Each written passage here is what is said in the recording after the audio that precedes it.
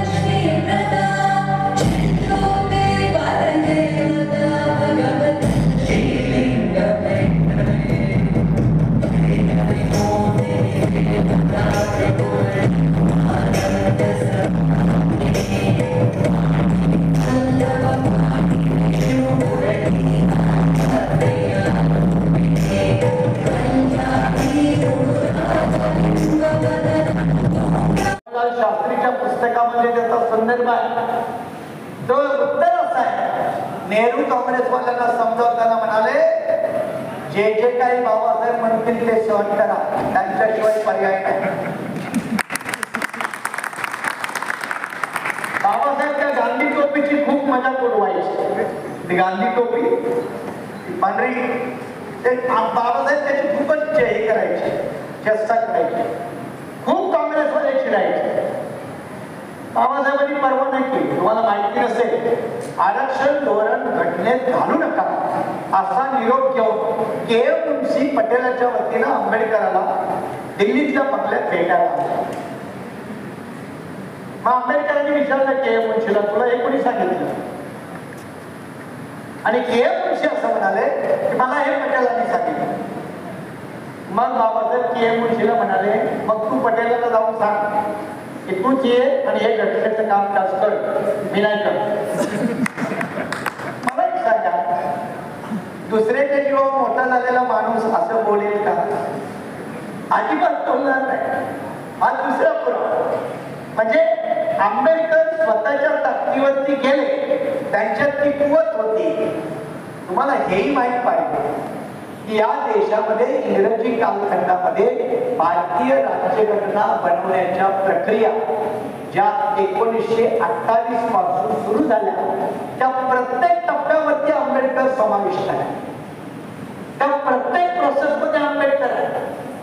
आणि सगळ्यात मोठी राज्यघटना बनवण्याची प्रक्रिया 3 राऊंड टेबल कॉन्फरन्स मध्ये झाली. त्या 3 राऊंड टेबल कॉन्फरन्स मध्ये घटनाकार आंबेडकर जगाच्या समोर आहे, भारताच्या समोर नाही. हे एवढं स्पष्ट असताना आंबेडकरांना डावलणं शक्य नव्हतं. म्हणून नेहरू म्हणाले, काँग्रेसनं आंबेडकरांच्या ताकदीचा माणूस नाही. आमच्याकडे 2 माणसं होती. एक तेज बहादूर सप्रू, पण ते थकले, त्यांचं वय नाही. दुसरा बॅरिस्टर एम.आर. जयकर, ताकदीचा माणूस, पण तो आता आपल्या सोबत नाही. त्यामुळं आंबेडकरांशिवाय राज्यघटनेला न्याय देणारा माणूस आपल्याकडं नाही, म्हणून तुम्ही आंबेडकरांना सोसलंच पाहिजे असं सांगणारे नेहरू आहे. मग एवढं क्लिअर असताना गडबड कशाला? आंबेडकरांचं मोठेपण हिरावूनच घ्यायचं, डिप्राय करायचं, आंबेडकरांचं तोकडेपण सिद्ध करायचं, त्यांचं कमीपण दाखवण्याची स्पर्धा करायची आणि राजकीय पद आपल्या पदरामध्ये पाडून घेण्याची ही जी काही आपल्याकडे वाढलेली मनोप्रवृत्ती आहे, त्याचा परिणाम म्हणून अनेक लोक महाराष्ट्रात दिसतात आणि आंबेडकर मानताना ओढून ताणून का होईना गांधीजींना उचल, नेहरूंना उचल, पटेलला उचल, याला उचल, त्याला उचल आणि मग आंबेडकरांची मांडणी करायची असा दोन्ही हिशेब करणारे लोक जेव्हा महाराष्ट्रात आणि महाराष्ट्राच्या बाहेर आहेत तेव्हा आंबेडकर न समजणारं रसायन राहणार. हे त्यांच्याविषयी तेच मदत करणारे असतात. शेवटचा मुद्दा सांगून थांबणार. कुठला मुद्दा?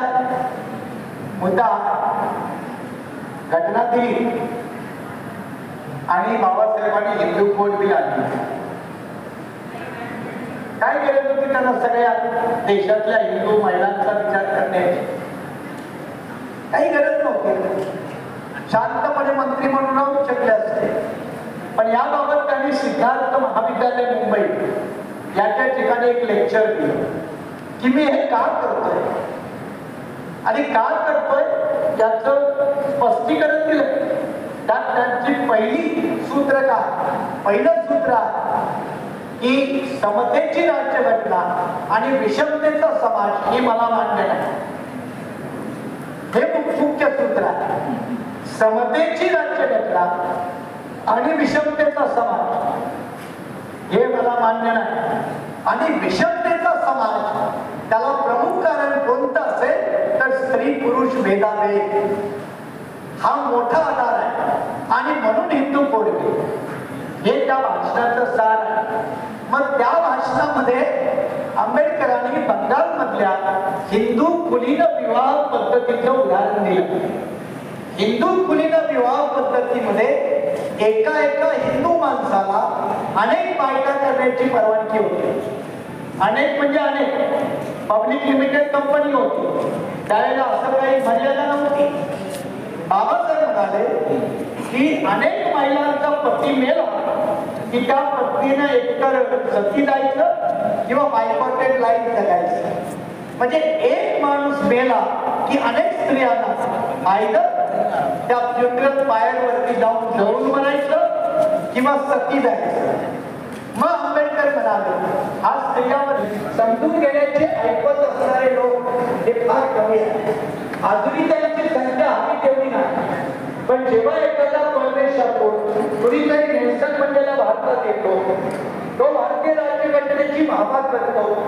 उद्याचा साऊथ आफ्रिका हा भारतीय राज्यघटनेसारखा उभा राहील याची हमी देतो, तेव्हा मात्र आंबेडकरांचं महत्व जगाला कळायला लागतं. असणाऱ्या व्यक्ती त्यांचा व्यवहार जेव्हा प्रश्नचिन्ह स्वरूपाचा, मग ते उपराष्ट्रपती असो, ते गव्हर्नर असो, ते ज्युडिशियरी मधले न्यायाधीश असो, यांच्या माध्यमातून जेव्हा घटनात्मक पदावरील व्यक्ती घटना विरोधी वर्तन करतात तेव्हा आंबेडकर प्रत्येकाला आठवतात.